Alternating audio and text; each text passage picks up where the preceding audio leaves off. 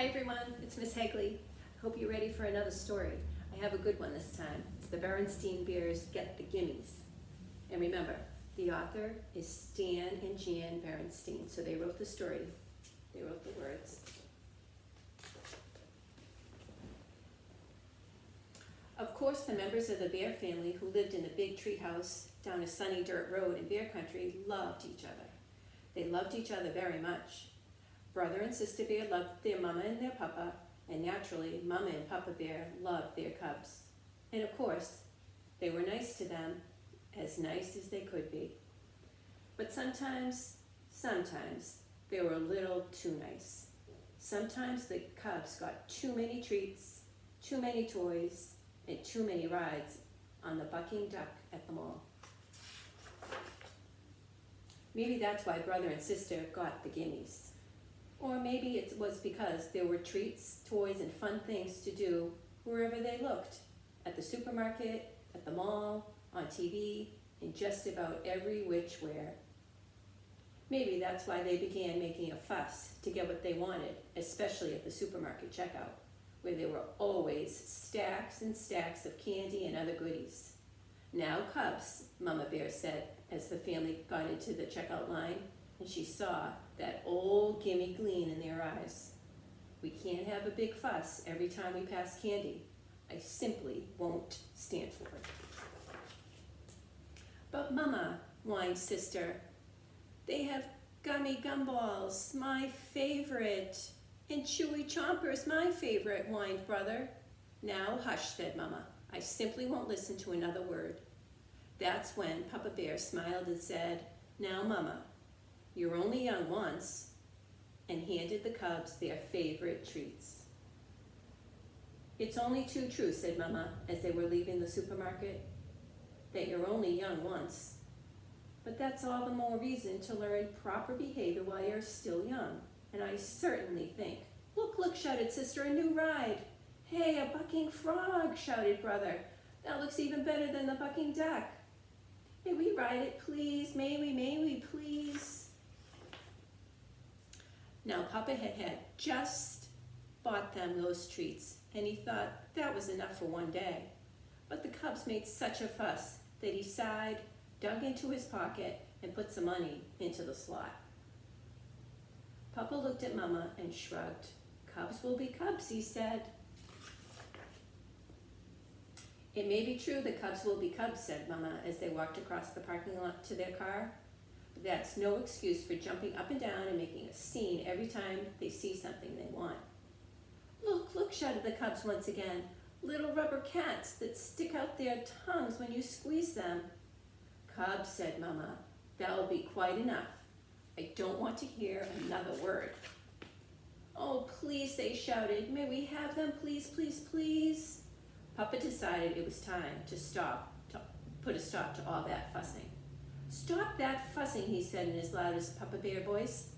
But they were making such a commotion they didn't even hear him. Sister was jumping up and down so hard that she fell over backward and started kicking her feet in the air. "Please, please," shouted the cubs so loudly that the whole parking lot took notice. Said embarrassed Papa to the toy seller. "2 of those rubber pussycats, please." The rubber pussycats not only stuck out their tongues when you squeezed them, they went squeak, squeak as well. And they squeaked all the way home. Mama was quite annoyed by the time they got back to the treehouse, and Papa was so angry he could barely speak. It wasn't until the cubs had gone about their business and Mama had made a pot of tea that Papa's voice came back loud and clear. "Of all the outrageous, disgraceful, embarrassing behavior I've ever seen," he roared. "That selfish, greedy performance by our cubs was the worst. Brother and Sister have the worst case of the galloping, greedy gimmies I've ever seen." "Yes," said Mama, calmly sipping her tea. "But have you ever stopped to think about why they have the gimmies? Perhaps their greedy behavior isn't all their fault. Perhaps it's partly our fault for giving in every time they make a fuss." Papa listened quietly. "Perhaps so," he said. "It's up to us," she continued, to explain things to them, to help them understand why it's important not to be greedy. Then Papa called the cubs in for a talking to. He told them why it wasn't a good idea to be selfish and greedy and want everything in sight. Selfish, greedy cubs, he explained, can never be happy because you just can't have everything you want all the time. Life isn't like that. Do you understand? Oh yes, Papa, we understand, they said. He talked to them about counting their blessings, which meant enjoying the things they had instead of forever wanting more and more and more. Does that make sense to you, he asked. Oh yes, Papa, they said. It makes a lot of sense. That's when the cubs heard the sound of a familiar car door. It was Grizzly Gramps and Gran coming to call. Brother and sister ran to the open front door, and as Gramps and Gran came up the steps, they made the biggest fuss yet. What'd you bring me? What'd you bring me? They screamed. What'd you bring me? That did it. Up to your room, roared Papa. Up to your room, and no TV or treats for a week, for a month, for a year. The cubs knew that this wasn't time to argue, so they scurried up the stairs and into their room. We seem to have come at a bad time, said Gran. What about these things we brought with us? Asked Gramps. A puzzle for brother and a top for sister. Your parents will have to wait, Gramps, answered Mama. I'm afraid your presents will have to wait, Gramps, answered Mama. I'm afraid brother and sister had a bad case of the Gimmies.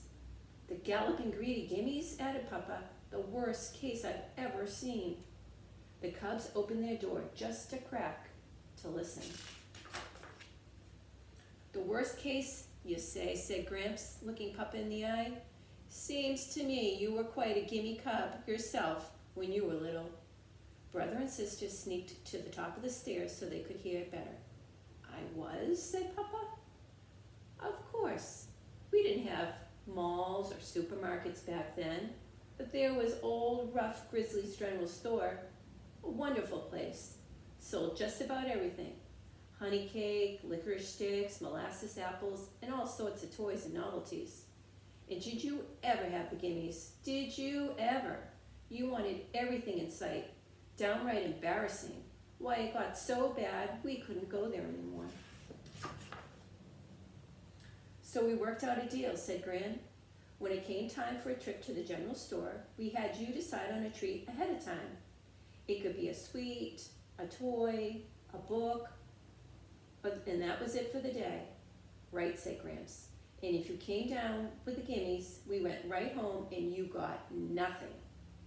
That sounds like a pretty good plan to me, said Mama. Me too, said Papa. The cubs tiptoed back to their room, and it sounded okay to them, too. The next time the Bear family went to the supermarket, they tried the Gramps and Gran plan, and it worked. Brother decided he would get a book about dinosaurs, and sister wanted a new box of crayons. Mama and Papa were very proud when the cubs passed the candy rack without so much as a peep. Brother and sister were pretty proud of themselves, too. But then they heard it, the familiar sound of a cub with a bad case of the Gimmies. The kicking, the screaming cub was just behind them in the checkout line. You never heard such a fuss. What outrageous, disgraceful, embarrassing behavior, said sister. May we leave? Yes, said brother. Let's get out of here. And that's how brother and sister Bear got rid of a pretty bad case of the galloping, greedy Gimmies. The end. So I hope you liked that story too. And thanks for joining me today. And as always, I hope you stay happy, healthy, and safe. Bye-bye.